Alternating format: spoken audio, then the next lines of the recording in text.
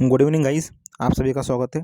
आज 9 जनवरी है और यहाँ पर राजस्थान के नर्सिंग ऑफिसर के साथ में अपन सभी का सफ़र ख़त्म होता है।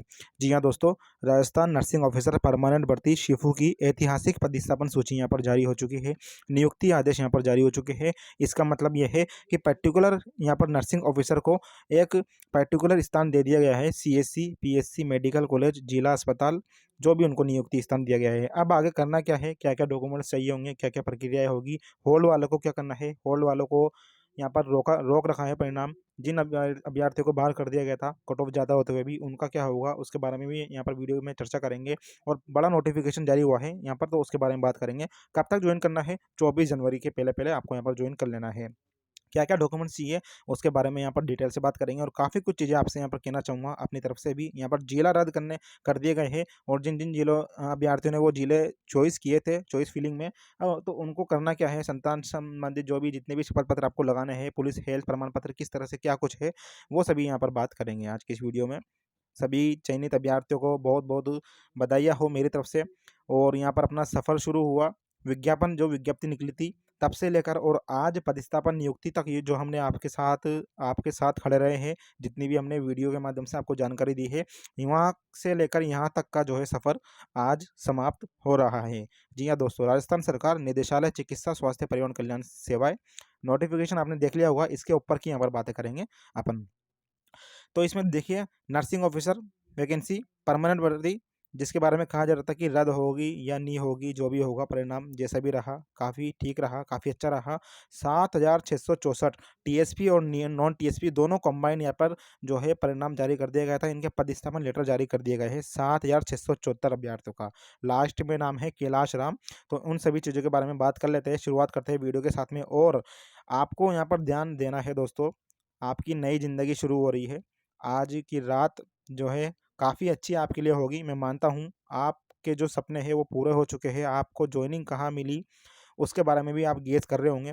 उम्मीद है कल यहाँ पर आप सुबह, जैसे ही सुबह की पहली किरण निकलेगी सूरज की, आप अपने बोरी बिस्तर, जो भी जिसको भी जहाँ पे जगह मिली है वहाँ पर आप बोरी बिस्तर बांधकर चल पड़ोगे उस मंजिल की तरफ अपना रास्ता खोजने, और उस नई मंजिल की तरफ आप अपनी जॉइनिंग लेने के लिए। देखिए आदेश, पूरी चीज़ों के बारे में बात करेंगे। निदेशक राज्य स्वास्थ्य परिवहन कल्याण संस्थान जयपुर द्वारा संक्षिप्त विज्ञप्ति क्रमांक 4402, और ये विस्तृत विज्ञप्ति क्रमांक यहाँ पर दिया गया है। नर्सिंग अधिकारी, नर्सिंग ऑफिसर की पोस्ट गैर अनुसूचित क्षेत्र के पद हेतु उपलब्ध कराई गई चयन सूची के आधार पर निम्नलिखित अभ्यर्थियों को राजस्थान चिकित्सा स्वास्थ्य अधीन सेवा नियम 1965 और इसके अंतर्गत नर्सिंग अधिकारी गैर अनुसूचित क्षेत्र के पद पर अस्थायी तौर पर राज्य सरकार द्वारा समय समय पर जारी आदेशों शर्तों के अध्याधीन नियुक्ति प्रदान की जाकर उनके नाम के सम्मुख अंकित स्थान पर प्रतिस्थापित किया जाता है। दोस्तों इसमें आपको पुरानी पेंशन लागू होगी, आप लोगों के लिए कोई दिक्कत वाली बात नहीं है। और यहाँ पर आपको 2 से अधिक यदि आपके संतान है तो यहाँ पर आपको बाहर निकाल दिया जाएगा। शपथ पत्र आपको देना पड़ेगा, शादीशुदा हो तो वो भी आपको यहाँ पर देना पड़ेगा। क्या-क्या करना पड़ेगा वो सभी आपको बताऊँगा, ठीक है? कहाँ-कहाँ आपको जाना है, सीएमएच ऑफिस में जाना है, मेडिकल कॉलेज वालों को उनको कहाँ पे जाना है, क्या-क्या डॉक्यूमेंट्स की आपको आवश्यकता पड़ेगी। तो वीडियो को कम से कम एंड तक देखना, ध्यान से देखना। जिन-जिन लोगों का सिलेक्शन हुआ है, जिनका सिलेक्शन नहीं हुआ है, उनको भी यहाँ पर जो है सभी चीज़ें बिल्कुल ध्यानपूर्वक देखनी है। इन्हें कार्य ग्रहण करने की तिथि से राज्य सरकार के नवीनतम नियम आदेश परिपत्र के अनुसार 2 वर्ष के प्रोबेशन काल में एल 11 में निर्धारित नियत फिक्स रिम्यूनरेशन 26,500 सैलरी मिलेगी। कितनी मिलेगी? 26,500। कब तक? 2 साल तक। आपका सवाल होगा 2 साल बाद कितनी मिलेगी? वो देखिए 2 साल बाद कितनी मिलेगी वो आपको भी पता है। 55,000, 56,000, 60,000, 65,000, 70,000, वो सैलरी आपको मिलेगी। 2 साल का प्रोबेशन पीरियड होता है, ठीक है? अस्थायी तौर पर कोई गलती करते हो, कोई समस्या करते हो, है ना? या कुछ निशाने पे आ जाते हो रडार पर, तो यहाँ पर निकाल भी सकते हैं आपको। तो 2 साल तक आपको यहाँ पर प्रोबेशन पीरियड अपना बिल्कुल आराम से यहाँ पर पूरा करना है। मैं बता दूँ बिल्कुल ईमानदारी से ड्यूटी करें प्रोबेशन काल में, ठीक है? और हमेशा ज़िंदगी भर। प्रोबेशन काल में आपको बिल्कुल ध्यान रखना है, 2 साल तक आपको यहाँ पर 26,500 सैलरी मिलेगी। सभी को अपनी ईमानदारी से इस नर्सिंग ऑफिसर की ड्यूटी को निभाना है, क्योंकि इतनी बड़ी ज़िम्मेदारी आपको मिली है।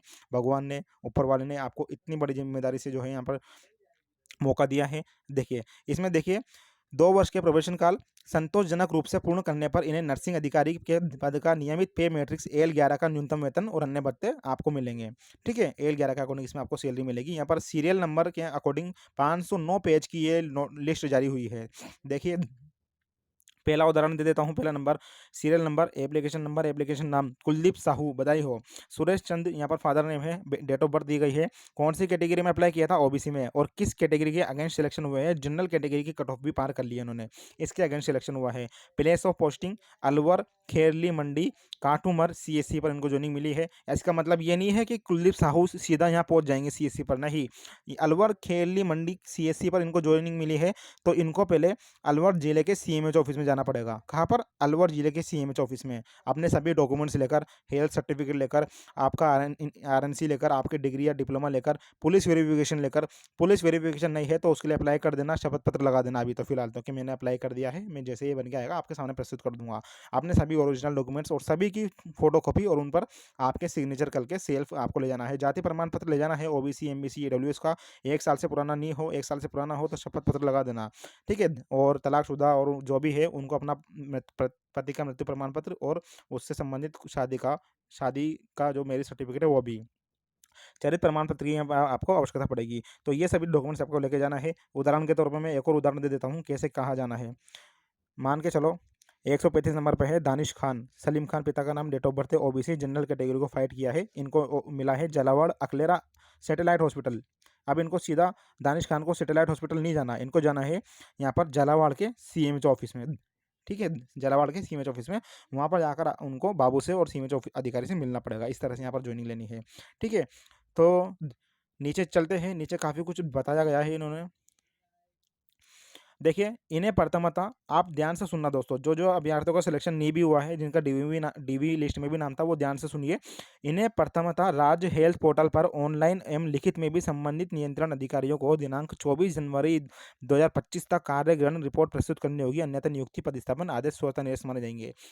आज है 9 जनवरी, 24 जनवरी तक यहाँ पर आपको ज्वाइनिंग लेनी है। 24 जनवरी तक आपको यहाँ पर कार्य ग्रहण करना है, रिपोर्ट प्रस्तुत करनी है। इन्हें राज हेल्थ पोर्टल पर जो है ऑनलाइन और लिखित में भी जो है दोस्तों, नियंत्रण जो अधिकारी होते हैं, जहाँ भी इनको ज्वाइनिंग मिली है वहाँ के जो नियंत्रण अधिकारी होगा, मुख्य नियंत्रण अधिकारी, उनको यहाँ पर अपने प्रतिस्थापन आदेश प्रस्तुत करने हैं। यह नियुक्तियाँ माननीय उच्च न्यायालय जोधपुर जयपुर में जो भी आपके हाई कोर्ट के केस लगे हुए हैं दोस्तों, जिनकी रीट पिटिशन यहाँ पर नंबर बताए गए हैं, कनेक्टेड याचिकाएं बताई गई है, उनके माननीय न्यायालय में पारित होने वाले अंतिम निर्णय याचिका संख्या 15/213/2024 में माननीय न्यायालय द्वारा पारित निर्णय 15/11/2024 तथा अन्य याचिकाओं में पारित आदेश किए जाने वाले आदेशों के अध्ययन रहेगी। माननीय न्यायालय द्वारा पारित किए जाने वाले निर्णयों के पालनार्थ वरीयता वरिष्ठता दोनों में परिवर्तनीय होगी। मतलब इसका मतलब यह है, मैं बता दूं, किसी को हजम नहीं होगी बात, परिवर्तन हो सकता है अभी भी लिस्ट में, क्योंकि काफ़ी सारे यहाँ पर हाई कोर्ट में जो है केस लगे हुए हैं, तो इसके अधीन यह लिस्ट निकाली गई है।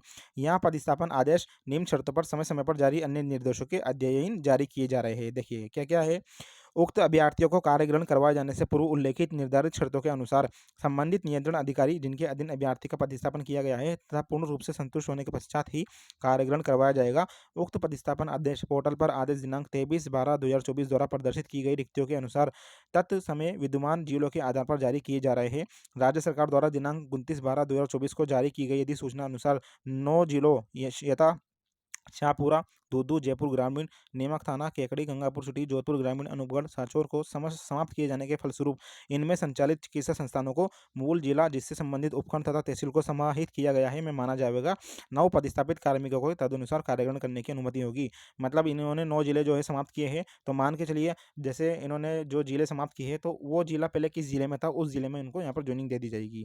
आगे देखिए, नवनियुक्त अभ्यर्थियों पर राज्य सरकार के नवीनतम आदेश के अनुसार यहाँ पर पेंशन योजना परिवीक्षा अवधि पूर्ण होने के बाद लागू होगी। परिवीक्षा अवधि मतलब जो भी आपकी पेंशन योजना है, ओल्ड पेंशन योजना, वो आपको इसमें मिलेगी दोस्तों।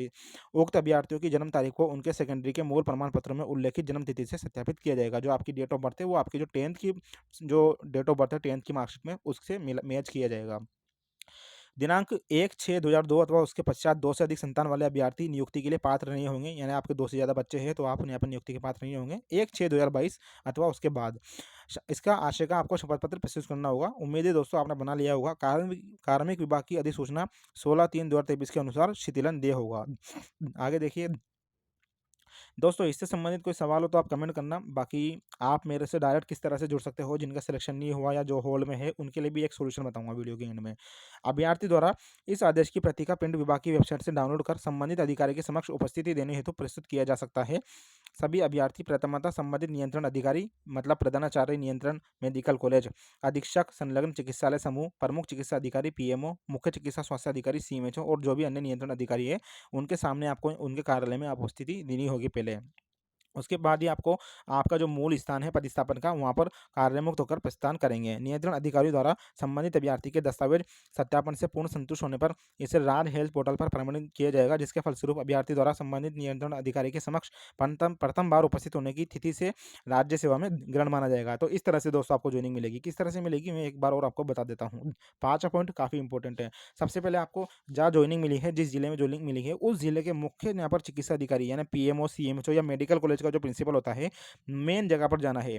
आपके प्रतिस्थापन मूल स्थान पर नहीं जाना। उसके बाद वो कुछ लेटर देंगे, वो कुछ ऑनलाइन प्रक्रिया करवाएँगे। उसके बाद आपको यहाँ पर अपने प्रतिस्थापन स्थापन के लिए कार्यमुक्त होकर यहाँ पर आपको जाना है। अपने सभी डॉक्यूमेंट्स लेकर राज हेल्थ पोर्टल पर भी जो है प्रमाणित किया जाएगा। इसके फलस्वरूप अभ्यर्थी नियंत्रण अधिकारी के समक्ष प्रथम बार उपस्थित होने की तिथि से, यानी जिस दिन आप मान लीजिए कल जाओगे, तो कल से आपकी जो है राज्य सेवा में जो है सेवा शुरू हो जाएगी।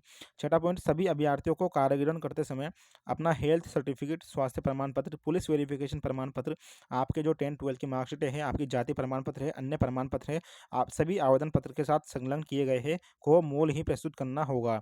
आवश्यक सभी जो छाया प्रति मतलब होती है आपकी जेरोक्स फोटोकॉपी स्वयं द्वारा प्रमाणित कर प्रस्तुत करनी होगी। स्वास्थ्य प्रमाण पत्र सक्षम अधिकारी द्वारा जारी कर मुख्य चिकित्सा स्वास्थ्य अधिकारी से प्रति हस्ताक्षरित होगा। पुलिस वेरिफिकेशन प्रमाण पत्र संबंधित जिले के उपयुक्त पुलिस अधीक्षक द्वारा जारी होने पर ही मान्य होंगे। राजकीय सेवा में कार्यरत कर्मचारी अपने मूल पद से विधिवत कार्यमुक्त होकर ही नव पदस्थापन पर उपस्थित होंगे। ये है दोस्तों, ठीक है। 7वां पॉइंट देख लीजिए, राजकीय सेवा में जो अभी कर्मचारी कार्यरत है अपने मूल पद से कार्यमुक्त होकर ही नव पदस्थापन पर यहाँ पर उपस्थित होंगे। गर्भवती महिलाओं के संबंध में कार्मिक विभाग द्वारा जारी दिशा निर्देशों के अनुसार यहाँ पर कार्यवाही की जाएगी। 9वां पॉइंट देखिए, राज्य सरकार के परिपत्र के अकॉर्डिंग इस परिपत्र के जारी होने की दिनांक से राजकीय सेवा में नियुक्ति हेतु विवाह पंजीकरण कराना जाना अनिवार्य किया गया है। विवाहित अभ्यर्थी द्वारा यदि विवाह पंजीयन नहीं करवाया गया है तो इसे नियुक्ति के पात्र नहीं माने जाएंगे। उक्त परिपत्र के अनुसार पूर्व विवाहित अभ्यर्थियों को इस आशय का शपथ पत्र नॉन जुडिशियल स्टैम्प पेपर पर प्रस्तुत करना होगा।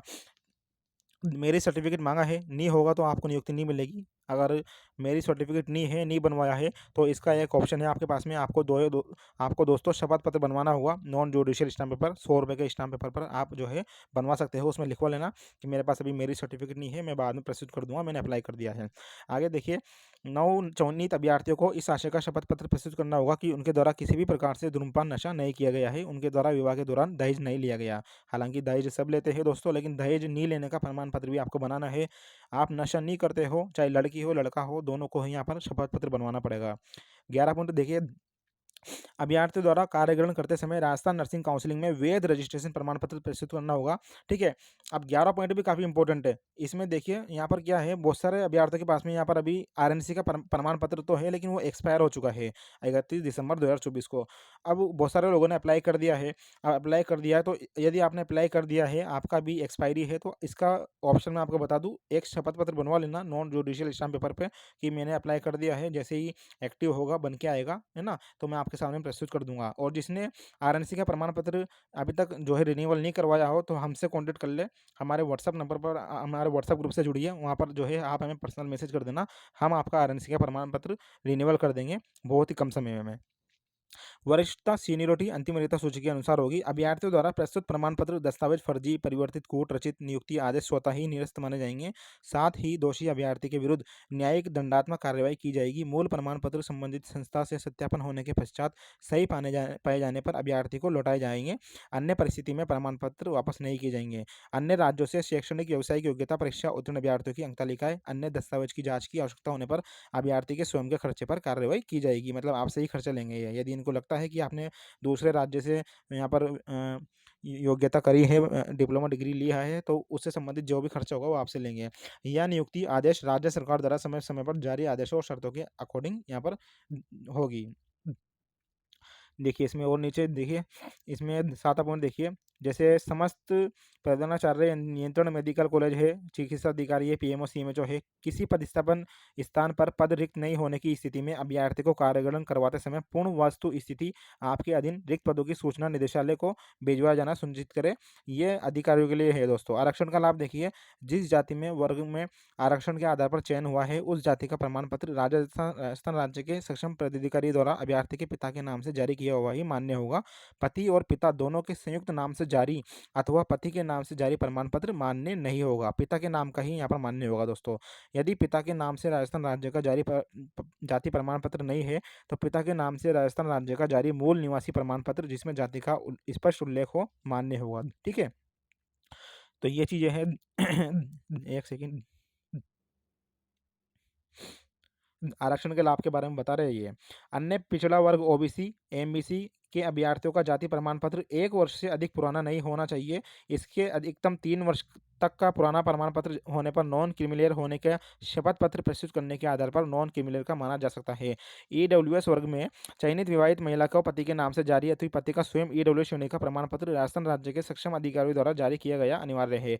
विधवा वर्ग में चयनित अभ्यर्थी ज्वाइनिंग प्रस्तुत करते समय सक्षम पदाधिकारी द्वारा जारी पति का मृत्यु का प्रमाण पत्र, मृतक से अभ्यर्थी का कोई विवाह होने संबंधित प्रमाण पत्र मतलब मैरिज सर्टिफिकेट अथवा कोई ऐसा प्रमाण पत्र जिससे यहाँ पर पुष्टि होती हो कि वो दो मृतक जो है वो पत्नी होने पति पत्नी थे पहले, है ना, ऐसा कोई दस्तावेज हो।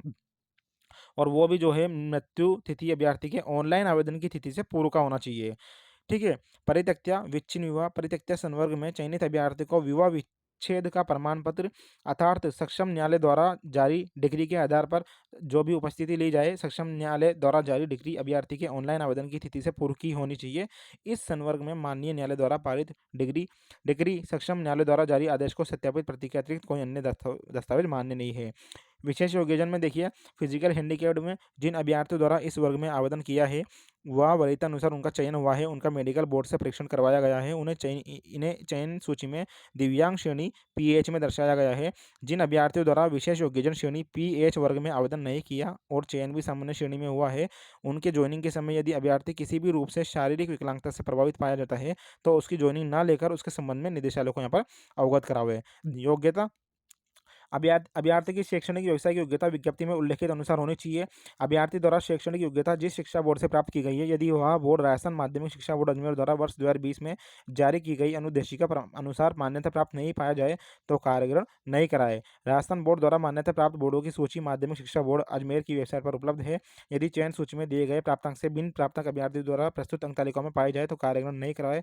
व्यवसायिक योग्यता के लिए अभ्यर्थी का आवेदन किए जाने की तिथि, नियुक्ति पर उपस्थिति की दिनांक को भी राजस्थान नर्सिंग काउंसिल में पंजीयन होना आवश्यक है। ठीक है, तो ऐसा इन्होंने बोला है कि आपका राजस्थान नर्सिंग काउंसिल में पंजीकरण आवश्यक है। आयु सीमा विज्ञप्ति का अकॉर्डिंग यहाँ पर जांची जाएगी। संतान संबंधी संबद्ध पत्र भी आपसे यहाँ पर लिए जाएंगे जो कि आप यहाँ पर पढ़ लेना दोस्तों। सभी कुछ बताया गया था विज्ञप्ति के अंदर, मैं ये भी बता देता हूँ। जैसे कि अभ्यर्थी 1/6/2002 को उसके पश्चात 2 से अधिक जीवित संतान नहीं होने का शपथ पत्र लिया जाए। इस संबंध में विज्ञप्ति में उल्लेखित विवरण की पालना सुनिश्चित की जाए। शपथ पत्र में जीवित संतान की जन्म तिथि का उल्लेख होना चाहिए।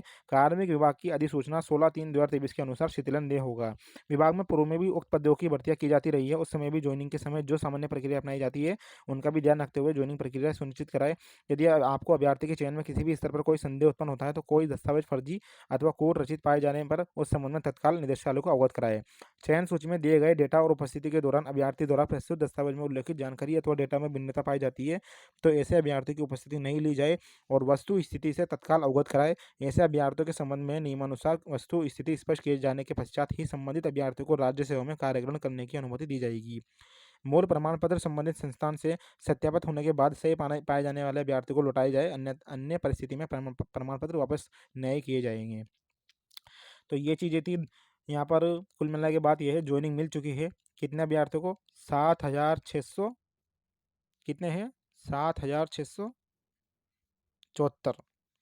अब बाकी अभ्यर्थियों का यहाँ पर क्या होगा, सबसे बड़ा सवाल तो ये है हॉल वालों का। भैया हॉल वालों का भी यहाँ पर ज्वाइनिंग आदेश आएंगे। आप के जो ज्वाइनिंग आदेश है, मैं हॉल वाले अभ्यर्थियों को दिलासा दिलाना चाहूँगा कि हॉल वाले अभ्यर्थियों को भी यहाँ पर ज्वाइनिंग मिलेगी। जैसे जैसे उनके डॉक्यूमेंट्स की जांच होती जाएगी, जैसे जैसे उनकी जांच होती जाएगी वैसे वैसे जो है उनके पदस्थापन आदेश, नियुक्ति आदेश भी जारी करती जाएगी शिफू। और वो जो है दोस्तों उसकी जानकारी आपको हमारे यूट्यूब चैनल पर देखने को मिलेगी, मैं आपको बता देता हूँ ये, है ना। ये हमारा वादा है। और जिन जिन अभ्यर्थियों का सिलेक्शन हुआ है, पदस्थापन मिले हैं, नियुक्ति मिली है, उनको भी एक वादा करना है कि ईमानदारी से जो है ज़िंदगी भर काम करना, मरीजों की जो है सेवा करना, बिल्कुल। और जो भी गरीब है, उनसे किसी भी प्रकार की आपको रिश्वत या कोई किसी भी तरह का यहाँ पर आपको पैसा नहीं लेना है, गिफ्ट के रूप में या किसी भी रूप में, है ना? खर्च पानी के रूप में। लेबर जो महिलाएँ होती है लेबर रूम में, डिलीवरी वाले रूम में जो डिलीवरी करवाती है डॉक्टरों के साथ में, उनको भी यहाँ पर गिफ्ट के रूप में, मिठाई के रूप में भी पैसे नहीं लेना है। ईमानदारी से काम करना है भैया। और हमें भी पहचान लेना, कभी आपको हम मिले या हम आपको मिले किसी अस्पताल में, तो आप भी हमसे जो है बातचीत करें। और जो है उम्मीद करेंगे कि आप हमें पहचानोगे। ये टेलीग्राम ग्रुप है हमारा, ये व्हाट्सएप ग्रुप है, एसीएस सर्विस है। अब इसके बारे में आपको बता देता हूँ, जिन अभ्यर्थियों का सिलेक्शन नहीं हुआ है उसके बारे में सुनिए। दोस्तों, एसीएस सर्विस हमने शुरू कर रखी है, सलीस कंसल्टेंसी सर्विस, राजस्थान की सबसे बड़ी सर्विस या पूरे इंडिया की कहे, ठीक है। 7 फरवरी से हमने शुरू की थी। 99 रुपये का इसमें आपको पेमेंट करना पड़ता है। और हमारा ये व्हाट्सअप नंबर है, इस पर जो है आपको जॉइन एसीएस लिखकर भेज देना है। ये हमारे व्हाट्सअप नंबर है। कॉल मत करना, नंबर दे रहा हूँ इसका मतलब ये नहीं है कि आप हमें कॉल करो, रात में कॉल करो, सुबह कॉल करो। जॉइन एसीएस लिखकर भेजना है, जिसको ज्वाइन करना है ज्वाइन कर सकता है। इसमें हम आपको गाइड करेंगे, जिनका सिलेक्शन नहीं हुआ उनको करना क्या है, क्या रास्ता अपनाना है, और आगे भविष्य के लिए किस तरह से उनको तैयारियां शुरू करनी है, ठीक है। वैकेंसियाँ आएगी, और भी आएगी वैकेंसियाँ, मेरिट और बोनस पर लाएंगे, उनको पूरी कोशिश करेंगे, पूरा आपका सहयोग रहेगा। जिन जिन जिन अभ्यर्थियों का भी सिलेक्शन हुआ है वो भी जो है पर्टिकुलर हमें यहाँ पर सहयोग करेंगे। तो जिन अभ्यर्थियों की कट ऑफ ज़्यादा थी, कम थी, फिर भी सिलेक्शन नहीं हुआ, जिन लोगों ने हाईकोर्ट में याचिकाएँ लगाई है, उनको भी जो है हमारी तरफ से बधाइयाँ हो, बेस्ट ऑफ लक हो। उम्मीद करेंगे, आशा करेंगे आपके साथ अच्छा होगा। आप हमसे यहाँ पर गाइडेंस ले सकते हो, हमसे बातचीत कर सकते हो, क्या आपका चल रहा है। बहुत सारे अभ्यर्थी ऐसे थे जिनकी कट ऑफ ज़्यादा होते हुए भी उनका यहाँ पर सिलेक्शन नहीं हुआ, तो उन्होंने भी यहाँ पर जो है जयपुर में अपने हाई कोर्ट, जो जयपुर और जोधपुर की जो बेंच लगती है, वहाँ से उन्होंने याचिकाएँ, रीट पिटीशन लगाई है। उनका क्या मामला चल रहा है, क्या नहीं चल रहा है, कम से वो कब हमें जो है यहाँ पर एक तरह से सूचित कर सकते हैं कि हमने यहाँ पर ये कार्रवाई की है और हमारी कार्रवाई अभी इस स्तर पर है, यहाँ तक हुई है। तो जितनी हेल्प हो सकेगी दोस्तों, और जितना गाइडेंस हो सकेगा, वो हम उनको देने की कोशिश करेंगे। ये हमारी तरफ से वीडियो थी, ऐतिहासिक सूची है और बड़ी सूची है, 509 पेज की है। बाकी कुछ होल्ड अभ्यर्थियों को यहाँ पर रोक रखा है परिणाम, उनका भी जल्दी जारी होगा। सीएचओ का परिणाम भी जारी हो चुका है, जिसकी वीडियो आपको नेक्स्ट वीडियो में यहाँ पर देखने को मिल जाएगी। कोई सवाल हो तो करना, और चैनल को सब्सक्राइब करना मत भूलना दोस्तों। ये सब्सक्राइब का बटन है, दबाना, ब्लैक कलर का, लाल कलर का। धन्यवाद। अभी के लिए इतना ही, मिलते हैं नेक्स्ट वीडियो में। Take care, good night.